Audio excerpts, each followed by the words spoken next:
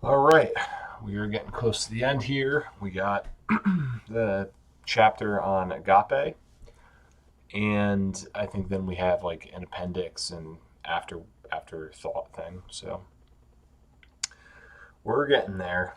Um, and this section is pretty long. I think it's 10 pages. Okay, agape. Agape is the most complex of feelings, especially in that part that concerns the dynamics of relationships. After all, agape is love evolution, where partners move from opposition to identity.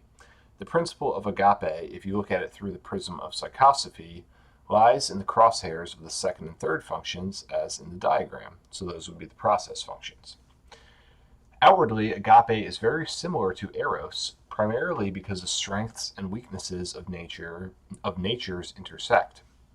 However, there are fundamental differences between them.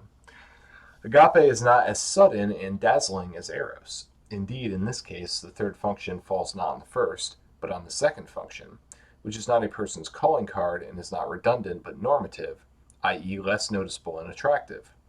Therefore, when you meet a piece, therefore when you meet a person with the same second function as your third, you do not flare up, do not get blinded, do not flinch. It's him or her, meaning I think what he's saying really here is like it's the one, like the one person I'm looking for. You don't do that with the second because it's a little more normative. It's not as excessive and as bright and as obvious as the first function. And in general, you do not immediately notice those advantages that will later become most attractive to you. In short, the first difference between agape love and eros is that the one does not rush into it immediately and headlong, but enters it slowly and gradually. Okay. The specificity of agape is already visible in the diagram. Two people meet, and not immediately they discover that the opposite side is strong in what is weak in itself. In itself, this kind of knowledge does not necessarily provoke love, but it certainly awakens mutual interest. Further, as we get closer, a paradoxical picture opens up, directly opposite to pseudophilia. Values and priorities are very different, but the interests are the same. Partners feel a kind of incomplete identity with each other, something mutually attractive and at the same time repulsive. Um,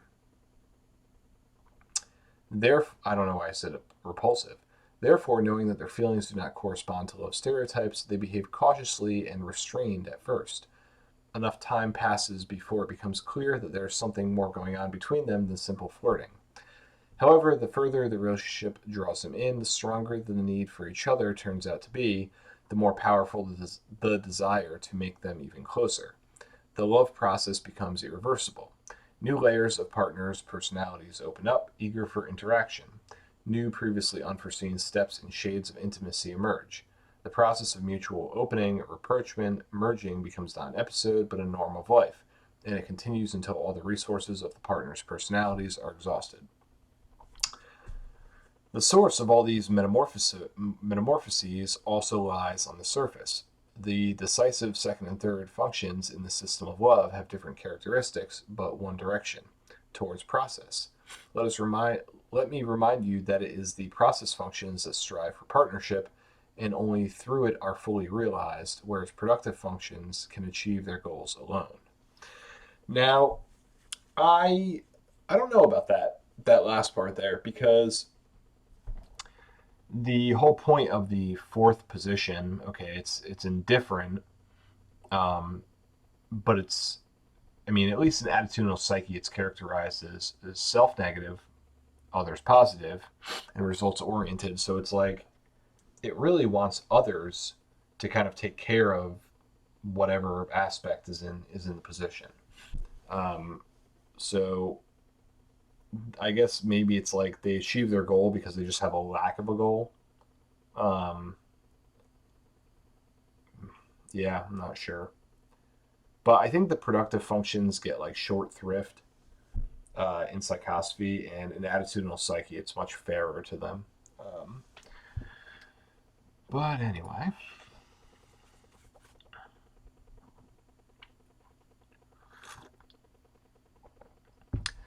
as for the special sweetness of relationships at the crossroads of processional functions, It is explained by the fact that only the crosshairs, as opposed to identity, is capable of ensuring a genuine and lasting process.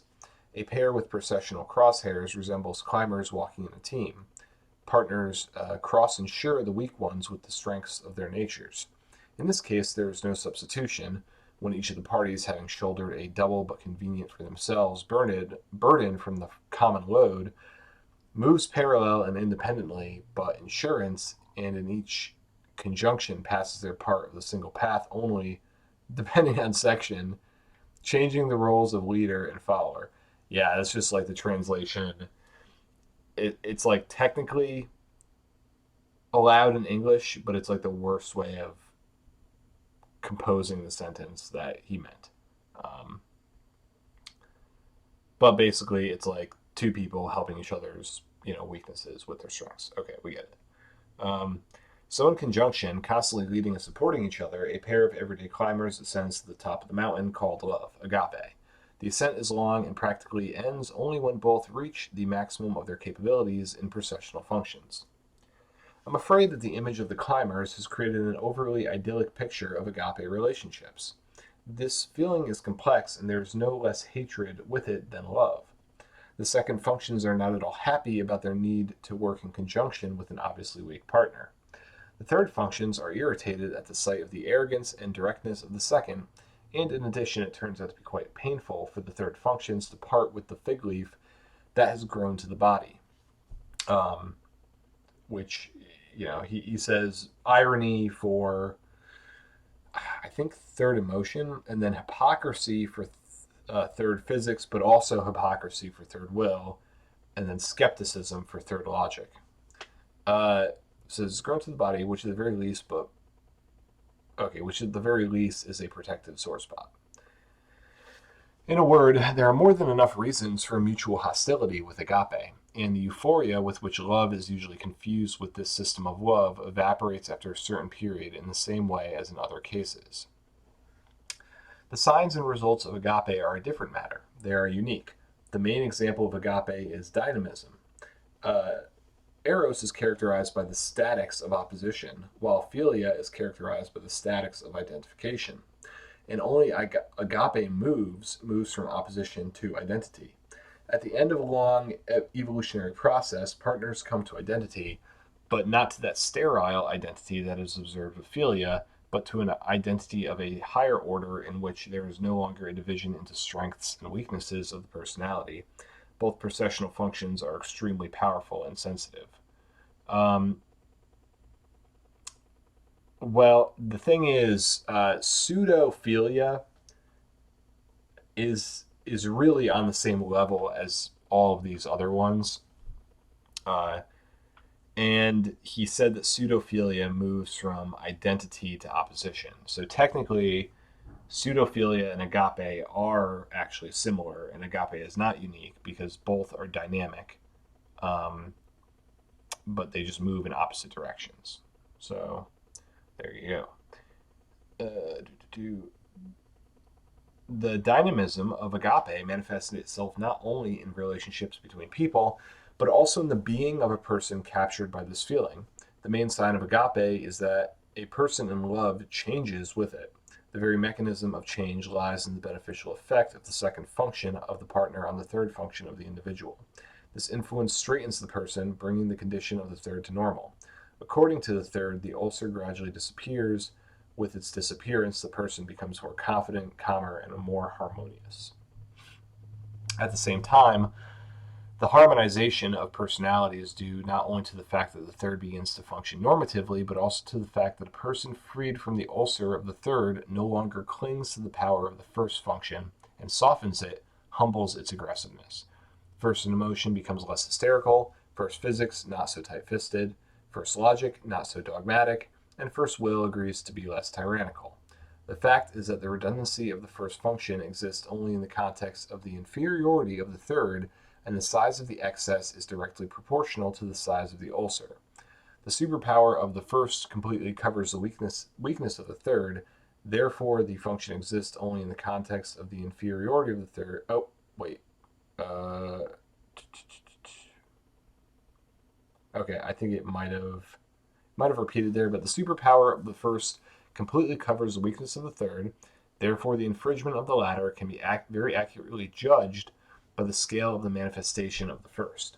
Accordingly, the harmonization of the third function makes normative not only it, but also the first, which directly depends on it. Yeah, that's of note where he's saying that really everything in the type and its maturation process all kind of rests on the third position. Um, that's it's potentially something to consider. Um, I don't know if I see that at this point. That's not in attitudinal psyche really. Um, Although kind of like healing the ulcer of the third is definitely important, but Afanasiev makes it like yes, the only reason why the first function is excessive is because of the third's weakness. So yeah, not sure about that, but that's an interesting note there. Okay. This is not enough. If, along with the process of processional functions, the partners have a good result in the first function, then the previously mentioned fullness of life comes, the adequacy of the first three functions to themselves, which makes the previously dormant fourth function speak with all its might.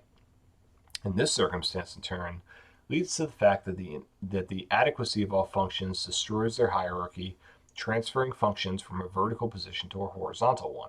Horizontal of functions, i.e., a position in which all functions are equal, are second and work with maximum efficiency. So they're all like the second function. The limit of human desire is complete self-realization of the individual. In general, according to my observations, the main problem of an individual is the problem of contact, agreeableness, good nature, etc. And it lies not so much in the success or failure of the psychotype given by nature. They're all good. Okay, so he says they're all good, although some of them he clearly makes seem much worse than others. But okay, they're all good. But in the degree of harmonization of the personality, I had to know very unpleasant Pasternak's and the sweetest Aristippuses. Therefore, the question of harmony, horizontal functionality, is the main question of human life.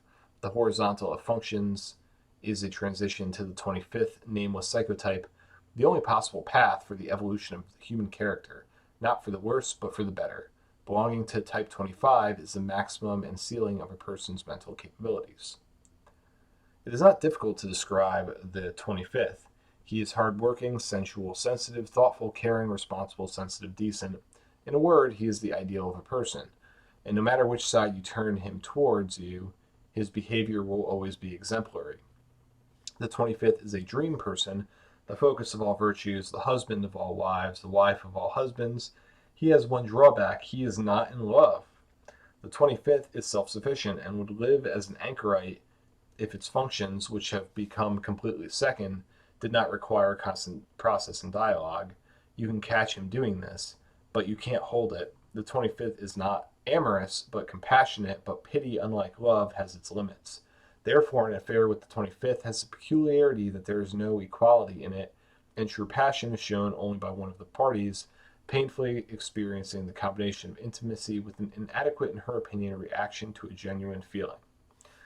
But most importantly, the 25th is extremely fatally rare, often given late and for a short period of life, or short period of time. Suffice it to say that Goethe reached 25th by the age of 60 and lost it almost immediately when wine and time in their diabolical work quickly and forever destroyed his inner harmony. The question that usually arises in connection with the 25th is simply formulated: how to achieve it. What ways to harmonize your personality? But you just can't answer it. It seems that there are several techniques that can move an individual towards type 25. The first and most important: conscious and consistent work to close the ulcer according to the third function. For third logic, this means studying rhetoric, chess, science, and participating in discussions of a purely intellectual nature. For the third emotion, theater, literature, art, religion in its emotional ritual form. For third physics, everything that is connected with the physical layer of life. fertility, love of children, economic independence, an organized life, health, beauty, etc. For the third will, complete independence in all functional layers and freedom in decision making.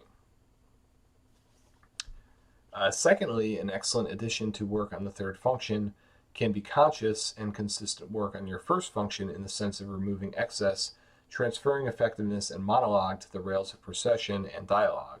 This path was suggested to me by one of the students with first will and third emotion. Once he told how, having consciously suppressed his first will, he suddenly opened the floodgates in himself to completely unknown and strong feelings. I think this move is very possible and promising, at least for high-ranking wills. But parallel work on the first and third functions seems to be the most effective, since they are the main scales that swing the human psyche, and bringing them into balance is an indispensable condition for the harmonization of the personality. Third, once again, I will express heresy, but sex is an almost universal means of harmonizing personality, independent of the order of functions. Not being a fan of the Freudian theory of pansexualism, I still cannot help but note the strength and depth of Freud's very approach, not interpretation, to the role of sex in the human psyche. Contrary to popular belief, sex is not only physiology and therefore physics, although one cannot deny the weight of physiology in sexual intercourse. Sex is an action in which the entire personality of a person, the entire order of functions, participates. The will determines with whom, when, how much, how, etc. to have sex. In particular, with rape, other than the will, other functions have little or no participation in the act. In this case, the rapist does not please the body or the soul, but satisfies his thirst for power, which is not realized in ordinary life. The desire to humiliate, to see fear, humility, the numbness of the victim is the most precious thing that a rapist craves and commits the crime for. Therefore, although rape is called a sexual crime, there's very little that is actually sexual in it. More precisely, from everything given to a person, a sick, twisted will is realized. Much has been said before about the emotional component of sex, and of course, emotion is an indispensable participant in intimate relationships. If we are not talking about corrupt love, although in the latter case there are exceptions. One of my acquaintances, who has traveled a lot around the world and tried a lot of things there, noted that the great advantage of Russian prostitutes is their seemingly sincere emotionality. At this moment they love you, he exclaimed.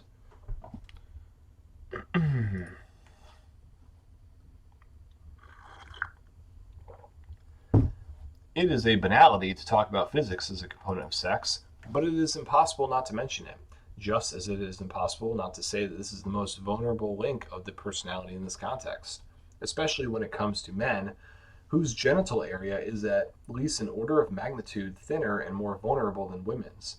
Therefore, the slogan, "Take care of men," not as funny and wild as it looks at first glance. I think he means like, hey, women, take care of your men sexually. It will probably seem strangest of all that logic also participates in intimate life, but it is so. Human sex, especially in recent centuries, is necessarily speculative. Kama Sutra, Taoist theory, the Orthodox work, and this is a sin. I think the Orthodox work is called "And This Is a Sin," which regulates positions in bed. Recommendations from authoritative friends and relatives, and many other purely mental injections largely determine the type and content of human sex. So, even logic is an indispensable participant in our intimate life. Thus, sex is one of the few and perhaps the only sphere of human life in which the entire personality of a person participates without exception, the entire order of functions. And I may be forgiven for my cynicism. The bed is the ideal testing ground on which human nature is tested and improved. True, there is one more activity that can be called the proto-sex or shortened sex. This is dancing and dancing in pairs, primarily Latin American. Not sure why that parentheses part is there, primarily Latin American. In dancing, consensus is constantly sought on will, where and how to move together. Adequacy is sought in emotion, both in relation to the partner and to music. The measure of bodily proximity and the strength of touch is determined in physics. only there is no logic in dancing, so it is better to call it shortened sex. Okay. Finally, returning to where I started, in addition to sex and dancing, I will name the third and most effective way to harmonize the personality: agape, love, and our further story will be about it. Okay. All right. Let's see. First, I'm going to take a sip here after that. After that section. Okay. To specifically imagine what agape looks like and what it gives, let's turn to the history of the relationship between Anton Chekhov and Lydia, I guess, nickname Laika, Mizanova. In diagrammatic form, these relationships can be represented as follows. Okay. So I think Chekhov is an FVEL. So his partner here, Lydia, must be an FEVL.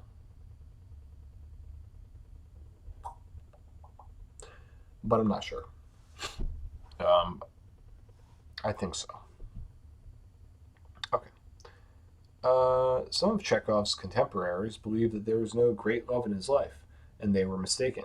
Chekhov loved and was loved, only his romance with Laika Mizanova proceeded in a form specific to the agape of their psychotypes. They met under unusual and at the same time characteristic circumstances. When Laika Mizanova first came to Chekhov's house, and Chekhov was taken to meet her, it suddenly turned out that the guest had disappeared, and she was only accidentally discovered hiding behind a coat rack. It seemed what was there to be afraid of this unusually beautiful girl when meeting with a writer who was still young at that time and just beginning to gain fame. And the secret is in the third will of Laika. The Philistine, who generally does not feel very confident in any environment, gets lost in foreign, unfamiliar territory, in the presence of a large number of new people, especially if they have noticeable social influence. The initial feeling of the hostility of the world in such a situation exacerbates the third will's sense of danger, sowing panic and thoughts of flight as the most convenient solution to the problem in the cowardly soul of the Philistine. In parallel to the embarrassment with Laika Mizanova, one can give an example of the embarrassment of Peter I, who, having come to receive the Elector of Brandenburg and finding that she was greeting him with the whole family, covered his face with his hands and ran. However, be that as it may, Chekhov and Mizanova met. Time made their relationship closer and closer, but the romance itself began only 3 years after they met. The correspondence between Mizanova and Chekhov is the only full-fledged evidence of their love, and anyone who would like to trace its history and all its subtleties and nuances must turn directly to it. We will limit ourselves to just a few quotes. The romance between Chekhov and Mizanova, and interpreting the situation broadly, the romance between Chekhov and Dumas, is best described as a giggle romance. Both, according to their first physics, are cheerful people. Chekhov, by second will and third emotion, was prone to good-natured irony. Laika, by second emotion and third will, was also not averse to jokes, although with a certain amount of poison. Therefore, the general joking tone with which they colored their relationship was quite convenient for both. It's another matter that when the relationship entered the phase that requires open speech, they were never able to overcome this giggling intonation, and the word love was never spoken with complete openness.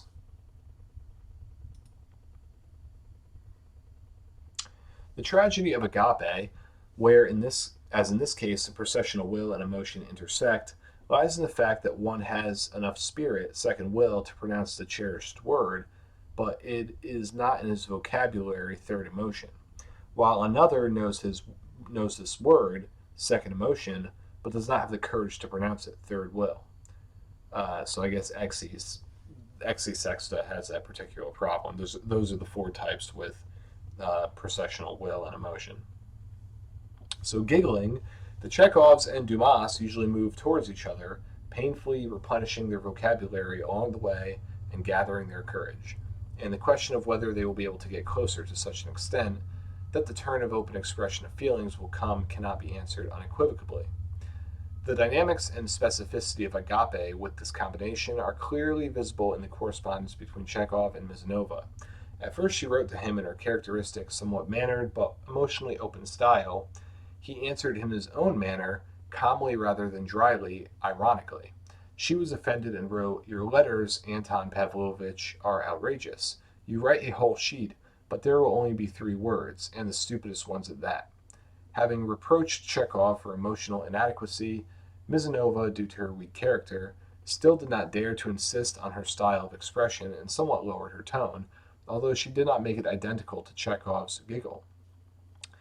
So they corresponded, talking about their love only in a clownish, sarcastic manner, although not without kicking on her part.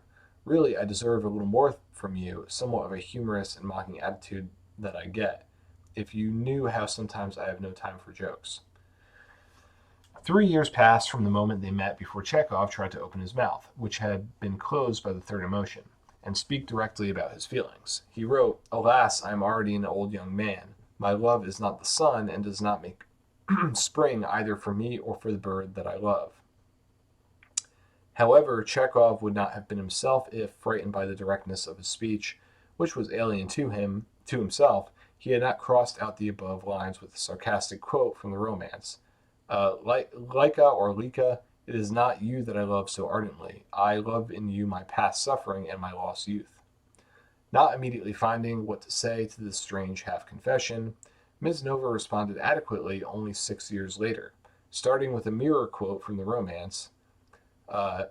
"Will my days be clear, sad? Will I soon perish, having lost my life? I know one thing, that to the very grave, thoughts, feelings, and songs and strength, all for you." She further added, "I could have written this 8 years ago, but I'm writing now and will write it in 10 years."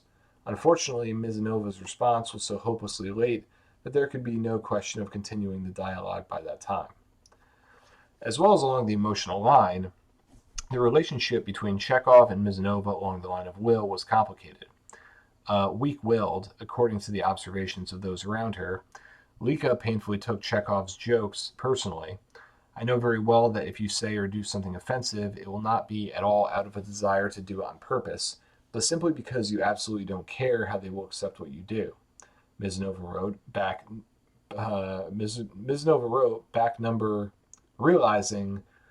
So I guess realizing the good naturedness of Chekhov's jokes.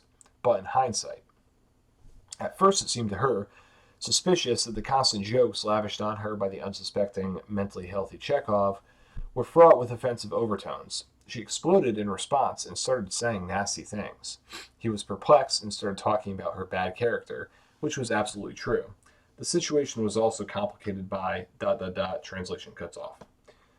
Here, taking a break from the correspondence for a while, it should be noted that in addition to it, monument to this love has been preserved. The story Ariadne, Ariadne, I don't know how to pronounce that, which, however, only sets out Chekhov's view of the problems of their relationship. However, by singing one of the letters to Chekhov with the name Ariadne, I don't know how to pronounce that, Mizanova testified to the authenticity of the story and apparently recognized the validity of the impartial characterization that Chekhov gave her in the story. Judging by Ariadne, the essence of Chekhov's claims to Lika was as follows. "By her beautiful face and beautiful forms, I judged her mental organization and every word of Ariadne. Every smile delighted me, captivated me, and made me assume that she had an exalted soul. She was affectionate, talkative, cheerful, easy to use. She believed in God. Poetically, she talked poetically about death." And there might have been a little bit more there, but it cut off. "My love, my worship touched Ariadne. I touched her, and she passionately wanted to be enchanted like me, and to respond to me with love too. It's so poetic. But she couldn't truly love like me, because she was cold and already quite spoiled. There was already a demon inside her who whispered to her day and night that she was charming, divine, and she, who definitely did not know why she was actually created and why she was given life, imagined herself in the future to be nothing other than very rich and noble. She dreamed of balls, races, liveries, a luxurious living room, her own salon, and a whole swarm of counts, princes, envoys, famous singers, and performers, and all this worships her and admires her beauty and clothes. This thirst for power and personal success, and these constant thoughts all in one direction discourage people, and Ariadne was cold towards me and towards nature and towards music. She dreamed of a title of shine, but at the same time she didn't want to miss me. No matter how you dream about messengers, your heart is not a stone and you feel sorry for your youth. Ariadne tried to fall in love, pretended to love me, and even swore her love to me. But I am a nervous, sensitive person. When they love me, I feel it even at a distance. Without assurances and vows, a cold air immediately blew over me. And when she spoke to me about love, it seemed to me that I heard the singing of a metal nightingale. Ariadne herself felt that she did not have enough gunpowder. She was annoyed, and I saw her cry more than once. Ah, these sections are so fucking brutal to read through. Um, it's just, I mean, really, I could just skip this stuff. It's like, I think we get the main gist. Like originally, I was gonna skip a lot more of this book, but I said, okay, well, I'll try to make it through with the exception of the type description sections. But man, I'm about to just skip through this stuff because it's like, I mean, maybe if it was very well translated and complete, it would be worth reading through, and it might make like an interesting story and all that. But man, like it's just too brutal to read through. So I'm gonna skip all this stuff here and just go right to here. I hope, having understood why agape is the most promising and fruitful type of love, the reader should obviously ask the question: how, given the crossroads of processional functions, should the effective function stand so that agape can give the greatest effect? This question is not an idle one because to achieve true harmony, it is not enough to heal the ulcer according to the third function. It is necessary that the effective functions be realized to the maximum. Effective meaning the first and the fourth. To understand which position of the productive functions, first and the fourth, is most favorable during agape, let us turn to the history of Boris Pasternak's second marriage. Okay, I'm going to skip this shit too. The experience of this marriage gave a partially negative result, but as happens in science, the negative result in this case turned out to be no less expressive than the positive one. Pasternak's second marriage is even more interesting in that its example can be used to trace some psychotypical patterns of changing partners. Yeah. Um, okay. Yeah, I'm skipping. I'm skipping this stuff. Oh man, just look at all this.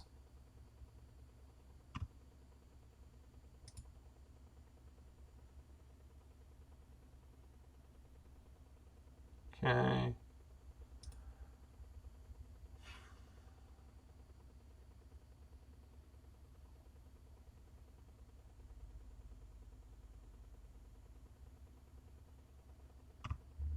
Yeah, there might be some good nuggets in here, but